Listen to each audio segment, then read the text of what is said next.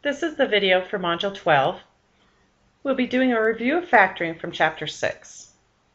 The first thing we always want to look for when we're factoring a polynomial is the greatest common factor.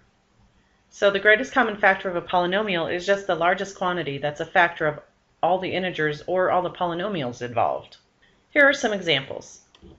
If we're trying to find the GCF of 18 and 24, we could think about what factors those two numbers have and find the largest one. Or we could do this by looking at the prime factorization of each one. So for 18, we would have 2 times 9. We could factor that a little bit further as 2 times 3 times 3. So we end up with 2 times 3 squared. For 24, we could factor this as 4 times 6, and then 4 is 2 times 2, and 6 is 2 times 3. So we end up with 2 cubed times 3. So to find the GCF, if we look at these two prime factorizations, we just want to pick out the factors that they have in common. So they both have one factor of 2 in common, and they also have a factor of 3. So our GCF would be 2 times 3, or 6. Now if we look at the GCF of 21x squared y to the 5th and 35x y to the 4th, we want to do the same basic thing. Let's start out with the numbers. So 21 is 3 times 7. 35 is 5 times 7. So the only factor that these two numbers have in common is 7. So part of our GCF is going to be 7. And then we can look at the variables. So if we have an x squared here and an x here, then the most that these two have in common is just x. So really what we're doing here is taking the lowest power that's present in either of these. So with the y's, we have a y to the 5th here and a y to the 4th here. So the lower of the two is y to the 4th. So all of this together would be our GCF. Let's look at each of these polynomials and factor out the GCF. So first of all, if we have 5a plus 15, well, 15 factors into 3 times 5. So if we're looking at the numbers, what we have in common here is a 5. Since the a is only present in this first term, we can't factor it out. It would have to be present in the second one in order to factor it out. So that means our GCF is just 5. And then if we're actually factoring this out from these two terms, then we're going to basically divide the 5 out of each term and write down what's left. So if we're dividing the 5 out of here, we would have an a left. And from our second term, if we divide that by 5, we would have a 3 left. So here's our polynomial in factored form. Let's look at this one. In this one, if you notice, these both have a 2. They also both have y's, and the lowest exponent that we have here is the 1. So what these two terms have in common is 2 and y as the two factors. So that's the GCF. And then we just want to figure out what's left from each one. So if we factor out the 2 and we factor out a y, then what we'd have left from this first term would be a y squared. Now the second one, if we factor out the 2y, this is something you need to be careful with. There is still an understood 1 that's times the 2 and the y.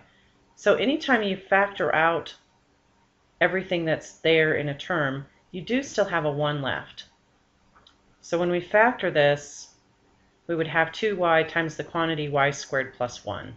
Now for this one, if we look at our three numbers, you can either look at the prime factorization of these, which this one would be 4 times 4, which would give us 2 times 2 times 2 times 2. So there we'd have 2 to the 4th. This one, we'd have 2 times 4. So we'd end up with 2 cubed. And for this one, we have 3 times 4, which factors down to 3 times 2 squared, or 2 squared times 3. So again, we're looking at what these three have in common as far as factors. Well, each of them have some powers of 2. The lowest power that we see is here where we have the 2 squared. So that would be part of our GCF. Now the 3 only appears in this third one, so we can't count that as a common factor. So our common factor with the numbers would be 2 squared, or 4. Now if we look at the variables, the lowest power of z that we have is in this last term where we just have z. So that would be the most that we could factor out from all three of these terms. Now if we're factoring out the 4z, then in this first one, if we divide 16 by 4, we have 4. And if we have z to the 5th and we take out z, then we have a z to the 4th left. The second one, if we divide 8 by 4, we have 2. And if we take one z out of here, then we have 2 left, so we have z squared.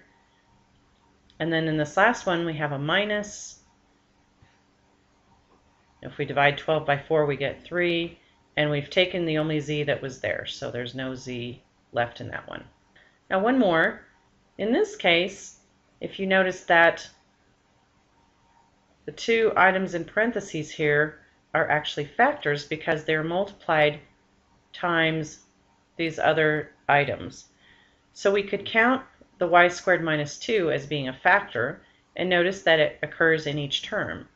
So that would actually be our GCF.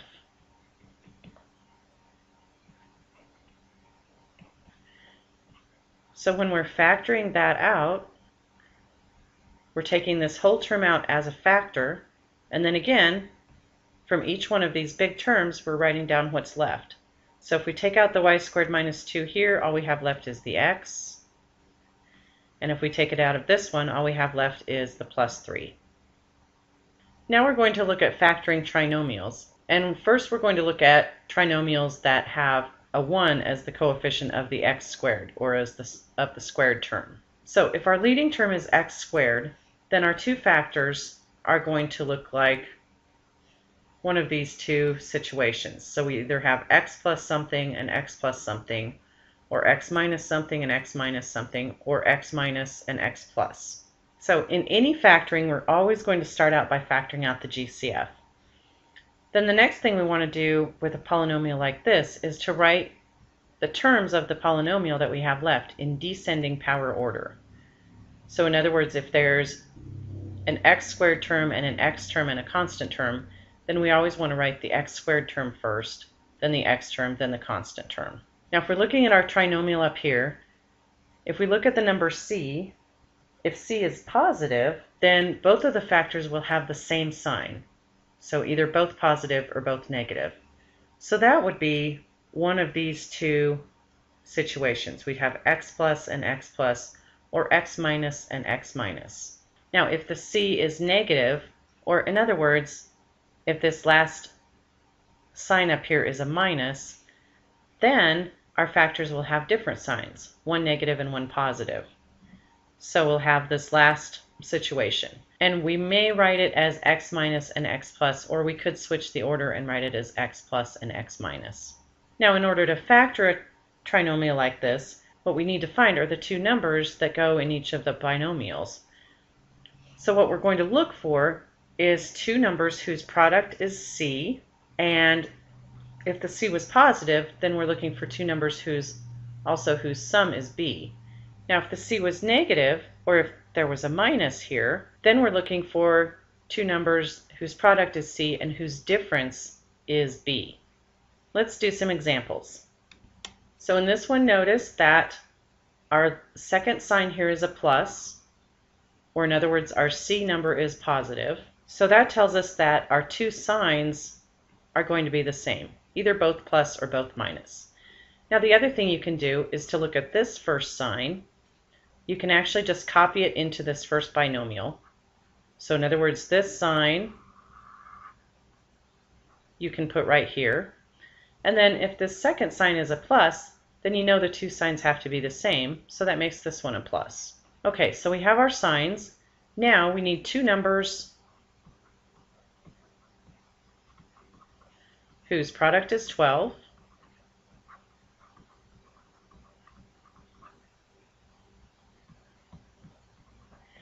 And since we had a plus here, then we want their sum to be 8.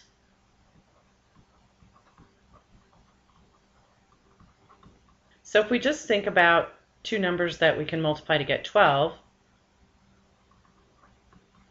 we can think 12 is 3 times 4.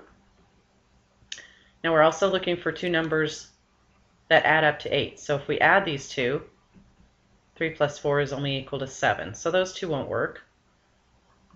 So let's think of two more factors. We could do 12 and 1. If we add 12 plus 1, we get 13, so that won't work. Another two factors of 12 would be 2 and 6. If we add 2 plus 6, we do get 8. So that means these are going to be our two numbers, the 2 and the 6.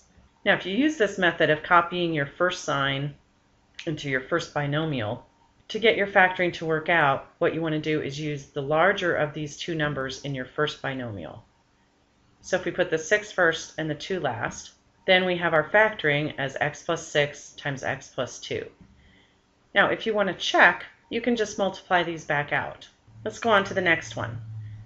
We do have a trinomial. We have an x squared term, an x term, and a constant, but they're not written in descending order. So let's start by doing that. Let's put our x squared term first, then our x term, and then our constant term. Now we do want to look and make sure that there's not a greatest common factor. But if we look at these three terms, they don't have any factors in common. So again, we know we're going to factor this into two binomials. And let's think first about what the signs will be. Let's copy this sign into our first binomial. And then if we look at our second sign, it's a plus. That means that both of these two signs have to be the same. And that means this one has to be a minus. So now we're looking for two numbers whose product is 88.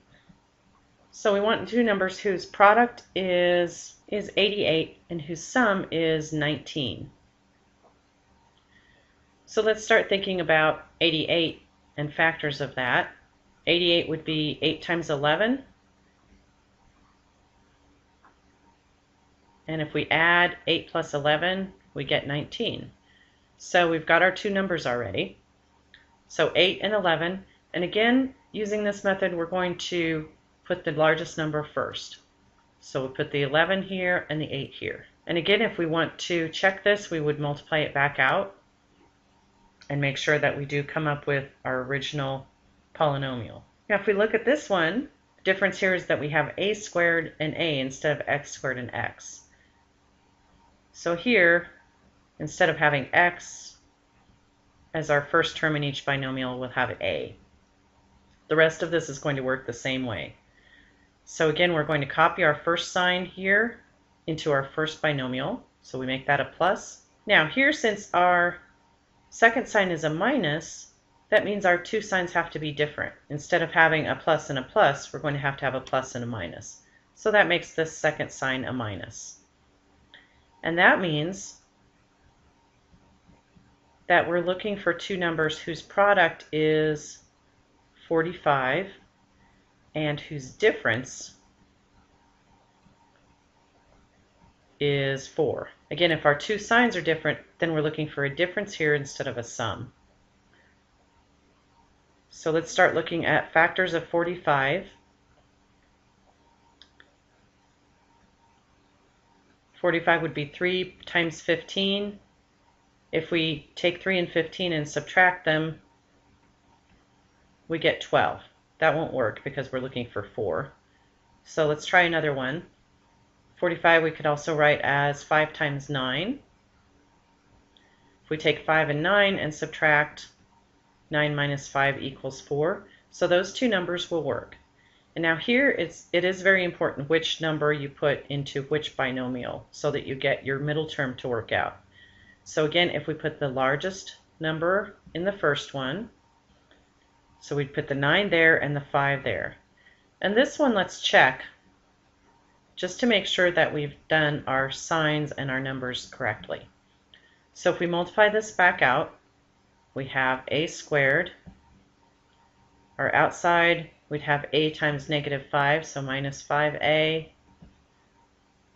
Our inner terms would be plus 9a, and then we have plus 9 times negative 5, so negative 45.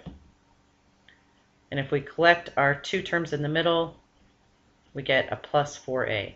So yes, this checks with what we originally had. Okay, last example.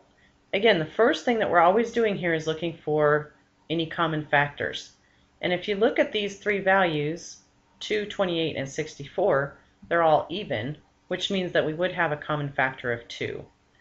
So we need to start out by factoring out that GCF before we do anything else. So if we factor out a 2 from each term, then we have a y squared minus 14y minus 32. Now with the trinomial that we have left, we're going to factor it using the method that we've been using in these other examples. When you're doing this though, remember to keep writing your GCF out in front. So we're going to keep that 2 out in front, and then our two binomials, since we had a y squared, we're going to have a y and a y as the first term in those two. So first we're going to copy this first sign into our first binomial, so that makes that a minus. Then since our second sign here is a minus, that means our two signs have to be different, so that makes this one a plus. So now we're looking for two numbers whose product is 32 and whose difference is 14. So we can think about factors of 32. We'd have 4 times 8, but if we take 8 minus 4, that's only equal to 4, so that one won't work. We could also do 2 times 16. If we take 16 minus 2, we get 14, so that one is going to work. So again, we want to put the larger of the two numbers first, so that means we put the 16 here and the 2 here. That way, if we multiplied this back out, we'd have a negative 16y here and a plus 2y here, and if we combine those two terms, we'd get a negative 14y. The next kind of factoring we're going to talk about is factoring by grouping, and we usually use this method when a polynomial has 4 or more terms. And all the examples we're going to do here will have 4 terms. So here's an example that we're going to go through, and we'll look at all the different steps for factoring a polynomial like this. So the first step is, again, to factor out the GCF if there is one. So if we look at all 4 of these terms, if we're looking for something that all 4 of them have in common, there isn't anything. In this example, we don't have to do anything with factoring out the GCF. So now we're on to step 2. What we want to do to factor by grouping is to take our, in this case, 4 terms and group them into pairs. And the easiest way to start out with this is just to group them like they're already written. So if we group these first 2 terms together and these second 2 terms together, then we're going to look at each pair and factor out the GCF just of that pair. So if we look at the 2ax squared and the 6a, we're looking for what these 2 terms have in common. Well, they both have a factor of 2 and they both have an a. So we could factor out 2a. What we have left here is an x squared, and from our second term we would have a 3. Now we'll look at our second pair and do the same thing. Well, these 2 each have a factor of 5. So we could factor the 5 out of those 2, and what we would have left would be x squared plus 3. Now, in order for factoring by grouping to work, what you need is to get these 2 binomials to match. These 2 have to be the same in order for this to work, because what we're going to do now, since those 2 match, that means that that's actually a GCF for these 2 big terms, and we can factor that out. So we're actually going to factor out that x squared plus 3, and then from this whole big term, what we have left is the 2a. From this whole big term, what we have left is the 5. So there's our factoring. So let's try some examples. Again, the first thing we're going to be doing on each of these is looking for a GCF. So if we look at this first one, there's no factor that all four terms have in common. So then let's just group our terms like they're written. So let's take the first two and the second two. And then let's look for a common factor between these two. Well, they both have a y squared factor, so we can factor that out. From this first one, we'd have a y left, and then here we'd have a -4. And remember when you're doing this to go ahead and copy this sign down. If you don't, then you're going to end up with incorrect factoring. So from these second two terms, they both have a 2 in common. So if we factor the 2 out, then we get y -4. And now again, we're going to compare our two binomials and make sure that they match exactly. Since they do, that means that we can factor out y -4 as a common factor, and then we're just writing down what's left from each of these big terms. So from the first one, we have a y squared, and from the second one, we have a +2. That's why it's important to write this sign here so that we know what sign to put in here. So there we have y squared +2. And this is completely factored. All right, for our second example, again, we're starting out by looking for a GCF of all four terms, but there's nothing that all four of these have in common. So let's do our grouping. And now in this one, we're going to have to be careful because there's a minus here. So I'm actually going to put our little parentheses around the minus just to show that we're grouping these two together. Now what these two have in common would be y. So if we factor that out, then we have an x plus 2y left. And if we look at our second two, they really don't have anything in common. So one way we could do this, if the two terms don't have a GCF, then we can write a 1. And I'm going to copy down this factor just like it is, because now if you look at these two factors don't match. And what's wrong, if you notice, is the signs. This second one is actually the opposite of this first one. If we could change both of these signs to a plus, then we would have two matching factors. So we can do that by actually factoring out a -1. So that's going to change this from a +1 to a -1. And then think about what happens if we divide each of these two terms by a -1. That's going to change our first term to a +x and our second term to a +2y. It's a good idea to check this once you've factored out your negative and make sure that you actually did this correctly. So if we distributed a -1 back into these two terms, we'd have a -x and a -2y. Now our factors match, so we can factor out that x plus 2y. And what we have left from our first term is a y. What we have left from our second term is a -1. Okay, for our third example, again, we're always starting out by looking for a GCF. And notice that in this one, all of these numbers are even. So that means we do have a GCF of 2. So let's start by factoring that out.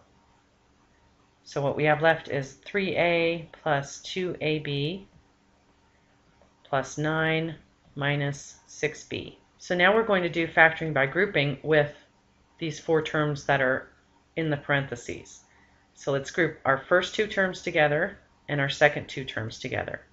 So if we look at these first two terms, what they have in common is an a. And again, when we're doing this kind of factoring, if you pull out a GCF in the first place, then you want to keep writing it so that you don't forget it in your final answer.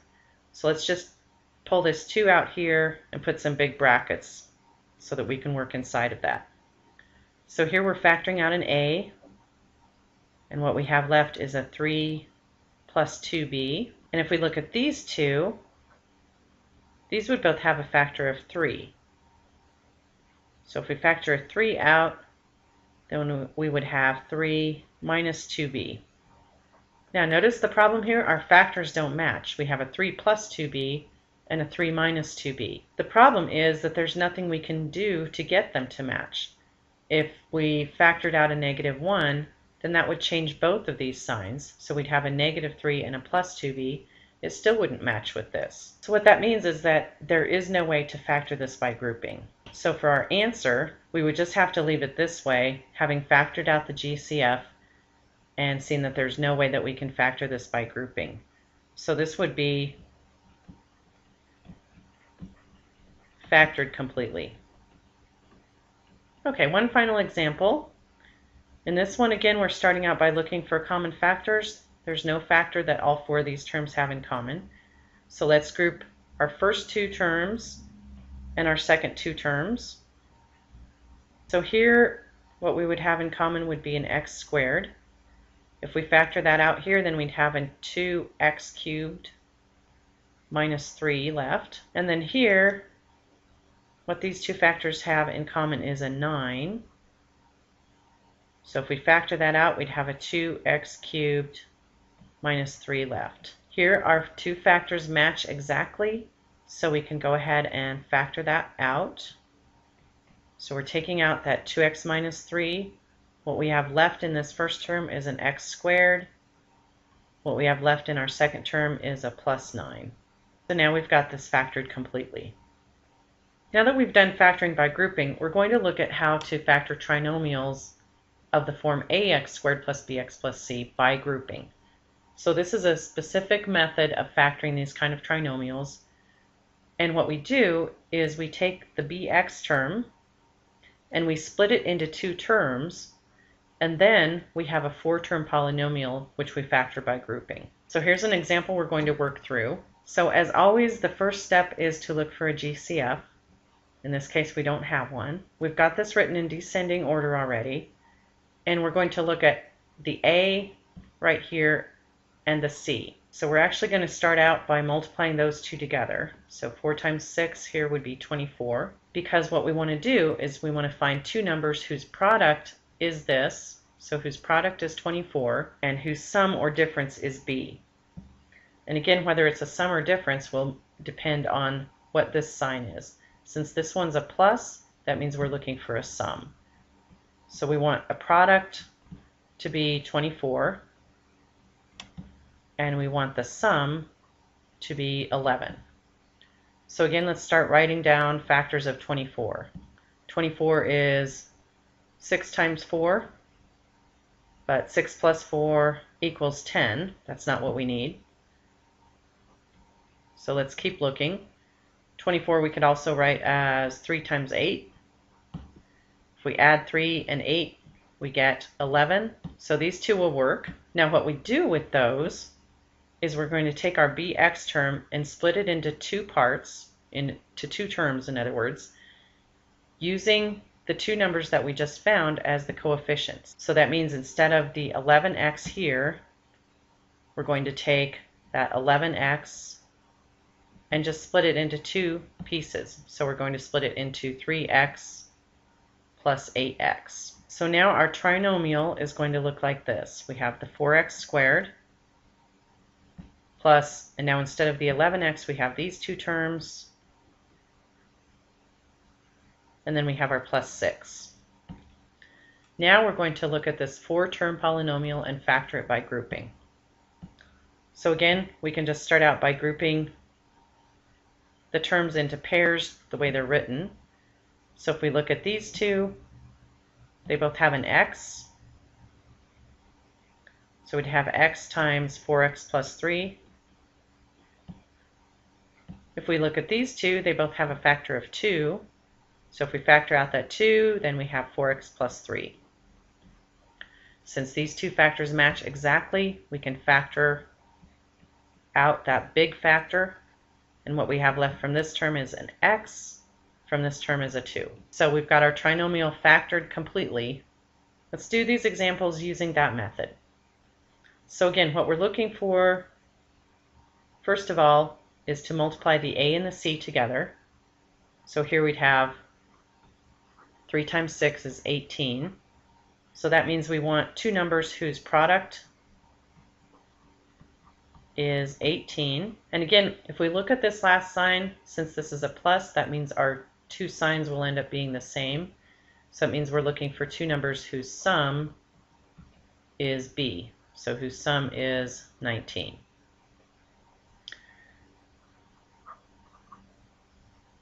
So So if we look at 18, 18 would be 2 times 9, but 2 plus 9 is only 11, so that one doesn't work.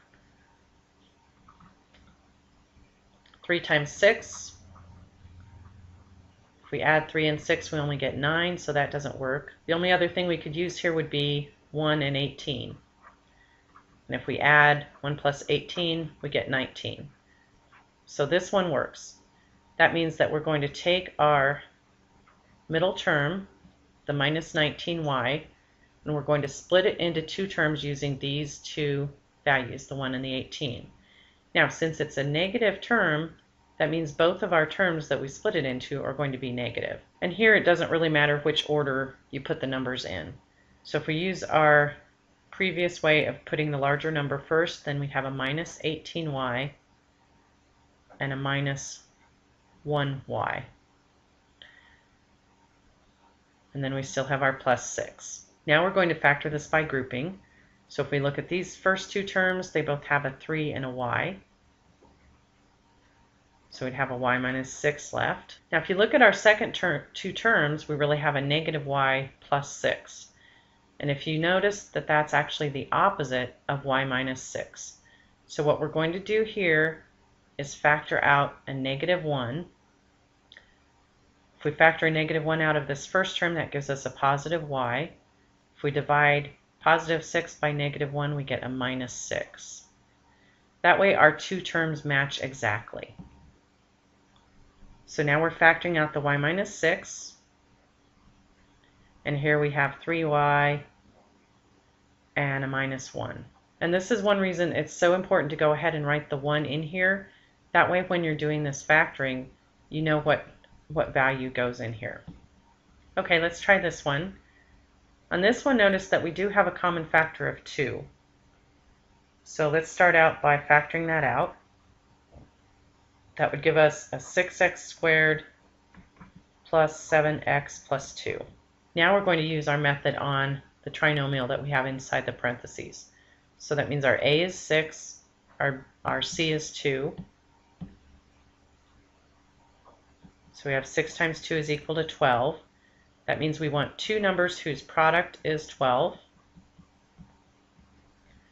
And again, since our second sign was a plus, that means we want this to be a sum.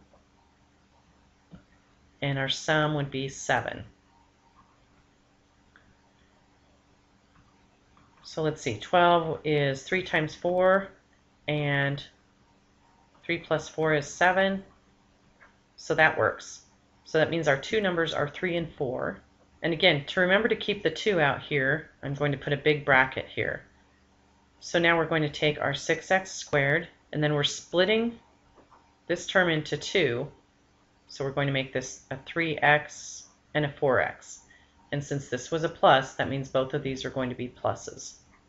So we have plus 3x, plus 4x, plus 2. So now if we group these first two terms together, then what they have in common is actually a 3x. So what we have left from this one is a 2x. And here, since we factored out everything that was there, we still have to write a 1 in there. From these second two, they have a 2 in common.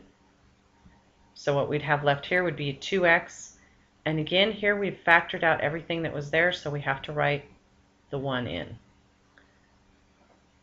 And finally, since our two factors match exactly, we can factor out that 2x plus 1. What we have left is 3x plus 2. Okay, for this one, there was a little typo in here. This should have been an x instead of a y. And again, the first thing we're going to do is look for the greatest common factor. There are no factors in common between these three. So now we're going to be looking at the a and the c, multiplying those together. So 8 times 12 is 96. That means we're looking for two numbers whose product is 96. And this time, since our second sign is a minus, that means we're looking for a difference instead of a sum. So we want their difference to be 29. So if we start writing down factors of 96, 96 obviously is 8 times 12. but there's no way we could subtract those two to get 29, so that one's not going to work. We could also do 4 times 24, but again, if we subtract those two, we get 20, so that one won't work. So we'd want to keep writing down all possible factors of 96. Another two factors of 96 would be 3 and 32, and if we subtract those, we do get 29. So those two are going to work. That means we're going to take our 29x and split it into these two terms. But now, since we want the difference to be 29 and we want it to be a plus 29, we have to think about how to do this. So we want to make this a plus 32x and a minus 3x. That way, if we combine these again, we'd get a plus 29x. Now we're going to group our terms. So from these two, we can factor out an 8 and an x. So what we have left here is an x plus 4. And from these two, notice that they're both minus, so we might as well factor out the negative just to start with. And then what they have in common is a 3. So if we factor out a negative 3, that's going to change this to a plus x.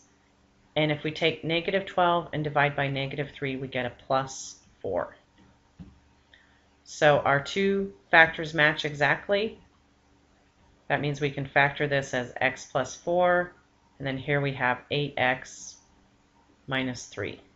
Okay, one last example. In this one, again, we're starting out by looking for a GCF, and these do all have a 2 in common. So let's factor out that 2. Oh, and they also have an x in common. So we can actually factor out a 2x as our GCF.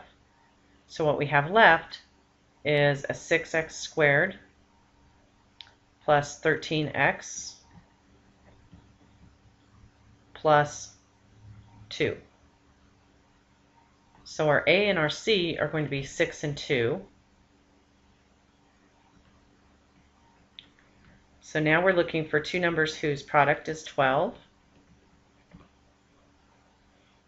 And since this sign is a plus, that means we're looking for a sum of 13. So we could write down some factors of 12, 2 times 6, 3 times 4. Those aren't going to work because they don't add up to 13. But remember that you can always use 1 in the number, so if we try 1 times 12, since 1 plus 12 is equal to 13, this one's going to work. So these two didn't work, but this one does. So that means we're going to take our polynomial here, and remember to write our GCF on the outside. So now we've got 6x squared. We're going to take that 13x and split it up into 12x plus 1x, and then we have our plus 2. So if we look at our first two terms here, what they have in common is a 6x. So we'd have an x plus 2 left. For our second two terms, they don't have anything in common. If you run into this, if there's no common factors at all, then go ahead and write down a 1, because 1 is a factor of everything. And then what we have left if we factor out a 1 is just our x plus 2. Again, it's very important to write the plus 1 down here so that you can do the rest of the factoring correctly. So now if we factor out the x plus 2, then what we have left here is the 6x. What we have left here is the plus 1. So now this is completely factored. One more type of factoring we're going to look at is factoring the difference of squares. And this is something we want to look for if our polynomial only has two terms. So if it does have two terms, then we'll want to look and see if each one of them is the square of something. So if we have something like a squared minus b squared, we can factor it as a plus b times a minus b. Let's look at a couple of examples. The first thing to do if you see a polynomial that only has two terms, is to look for a greatest common factor. There aren't any between x squared and 4. But if you think about 4, you can write 4 as 2 squared. Since these are both squares, then we can use the difference of squares. And notice that we call this the difference of squares, and that means that this sign has to be a minus in order for this to work. It cannot be a plus. But since it is minus, and since both of these are squares, then we can use our little formula up here to factor this. So all we do is use these two factors, the x and the 2, and we just do x plus 2 and x minus 2, and we're done. Now let's look at this one. Again, since this does have two terms, we would look at the difference of squares as a possibility. This one is a minus, so that means that it could possibly work. And if we look at our first term, 9y squared, 9 is a square, so we could actually write this as 3y quantity squared. And then for the 1, we can always write 1 as 1 squared.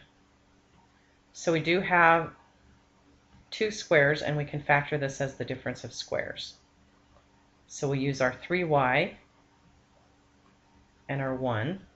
So we have 3y plus 1 and 3y minus 1. And that's all. Let's do a few more examples of this. And notice all of these examples have just two terms, so in all of them we'll be looking to see whether we can factor as a difference of squares. So first let's look for a greatest common factor. In this one we could actually factor out a 2. So that would give us 4x squared minus 25 left. The 4 and the 25 are both squares, and we do have a minus, so that means that we can factor this as the difference of squares. Since 4 is 2 squared, then we could actually write this part as 2x quantity squared, and this would be 5 squared. So when we factor this, don't forget to write your GCF out in front. Then we're going to have 2x plus 5 and 2x minus 5. Now let's look at this one. We've got a 4, which is a square, a 9, which is a square, and both of these are squared, and we have a minus, so this will work. Since 4 is 2 squared, we could write this as 2y quantity squared. Since 9 is 3 squared, we could write this as 3x quantity squared. So that means when we factor it, we'll have 2y and 3x. So in the first one, they have a plus between them, and the second one, they have a minus. Okay, with this one, if we look at the two numbers, 3 is not a square and 48 isn't a square. So you might look at this first and think that we wouldn't be able to factor it, but look again and make sure that there's not a common factor. In fact, 3 goes into 48, so we can factor the 3 out of this. So that gives us m squared minus 16n squared. Then since 16 is a square, we can factor this as the difference of squares. So we would write this as 3 times m squared minus, since 16 is 4 squared, this would be 4n quantity squared. So then when we do our factoring, we'd have m squared plus 4n and m squared minus 4n. Okay, finally on this one, we have a 4x squared and a 9. The 4 is 2 squared, so we could write this as 2x quantity squared. And 9 is 3 squared. So these are both squares. The problem here is that this is a plus. There is no formula to factor the sum of squares. So if this is a plus in between, then you can't factor it.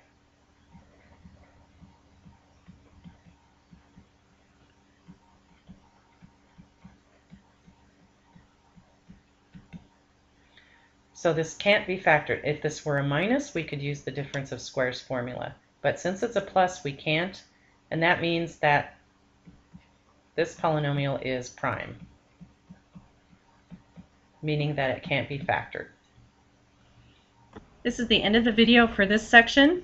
So now, once you have completed your workbook pages to go with this video, you can go into MyMathLab and work on your homework for this section.